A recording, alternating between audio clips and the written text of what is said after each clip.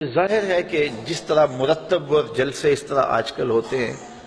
دور رسالت مآب میں اس طرح کا تو رواج تھا ہی نہیں۔ اب جتنے بھی مسالک اور مذاہب کے اندر ہوتے ہیں، پروگرام ہیں، جلسے ہیں، تقریبات ہیں، جلوس ہیں،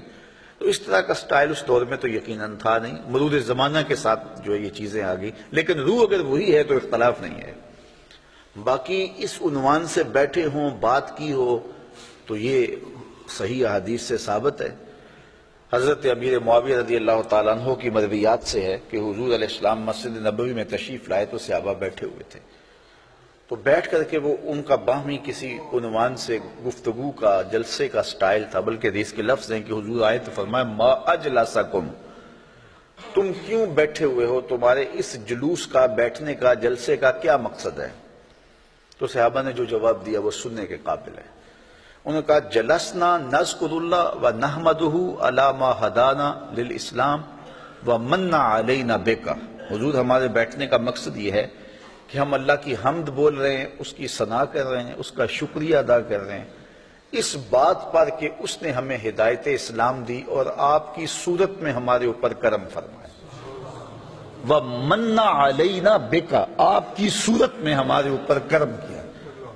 اور اگر اس کو حضرت حسان بن ثابت کے لہجے میں دیکھنا چاہو تو ان کے لفظ صریح لفظ یہ ہیں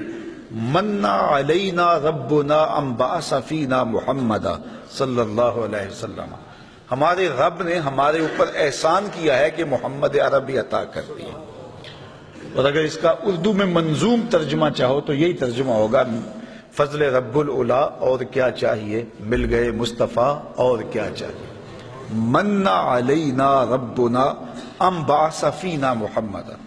تو انہوں نے کہا کہ ہم اس پر اللہ کا شکریہ ادا کر رہے ہیں کہ اللہ نے آپ کی صورت میں ہمارے اوپر احسان کیا ہے۔ جب صحابہ نے یہ بات کہی تو حضور مسکرا کے گزر جاتے، کہتے کہ اچھا کام ہے، اور اگر اچھا نہیں تھا تو روک دیتے، لیکن حضور فرمایا کیا صحابہ تم اس بات پہ قسم اٹھا سکتے ہو کہ اسی لیے بیٹھے ہو؟ تو صحابہ کو حیرت تو ہوئی ہوگی کہ اس بات پر قسم لینے کا کیا مقصد ہے، لیکن حضور نے کہا تو انہوں نے برجستہ عرض کی حضور ہم اللہ کی قسم اٹھا کے کہتے ہیں اسی لیے بیٹھے ہو۔ حضور نے باقاعدہ حدیث میں آتا ہے، مسلم کی روایت ہے، سنن نسائی میں ہے، باقی کتب حدیث میں ہے، حضور علیہ السلام نے ان سے قسم مانگی مجھے قسم دو کہ تم اسی لیے بیٹھے ہوئے ہو۔ تو صحابہ نے عرض کی حضور ہم اللہ کی قسم اٹھا کے کہتے ہیں ہم اسی لیے بیٹھے ہیں۔ تو حضور نے قسم مانگی ان سے اور انہوں نے سب نے باقاعدہ قسم دی، ہم اللہ کی قسم اٹھاتے ہیں،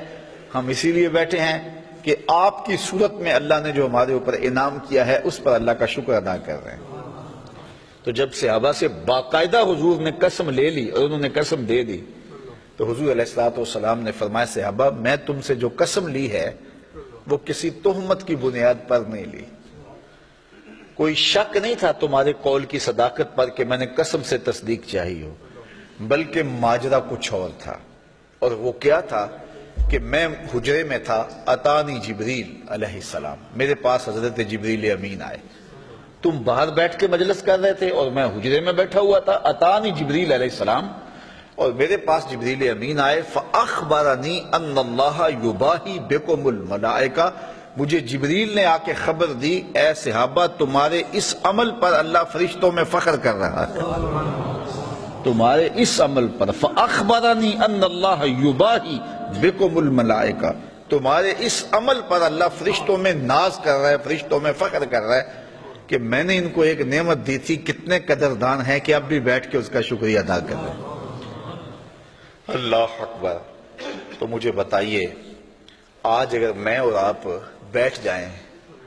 اور جمع ہو جائیں، چلو بیٹھنے کی جگہ پر چراغاں بھی کر لیں، نیچے اچھی چٹائیاں بھی بچھا لیں، اب اتنی آوازیں نہیں ہیں کہ زور سے بول کر آخری شخص تک آواز پہنچائی جائے،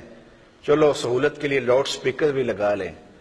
کوئی دور و نزدیک سے لوگ آئے ہیں ان کے لیے کوئی کھانے کا شیرینی کا انتظام بھی کر لیں، تو اس میں کیا قباحت ہوگی؟ یہ کیا بالکل اسی مجلس کا تسلسل دکھائی نہیں دیتا؟ ہاں اگر ضد ہے تو اس پر بڑی باتیں کی جا سکتی ہیں اور کی بھی جاتی ہیں، لیکن اگر ضد نہیں ہے، انصاف کی نظر سے دیکھا جائے تو اگر اسی عنوان سے میں بیٹھ جاؤں اور آپ بیٹھ جائیں اور ہم جو ہے وہ اپنے رزق سے اس کے لیے کوئی دوستوں کے لیے اہتمام بھی کھانے کا کر لیں اور حضور علیہ السلام کی سیرت کو عنوان چھیڑ لیں، فضائل و مناقب کی باتیں کر لیں، تو اس میں کوئی قباحت نہیں ہوگی۔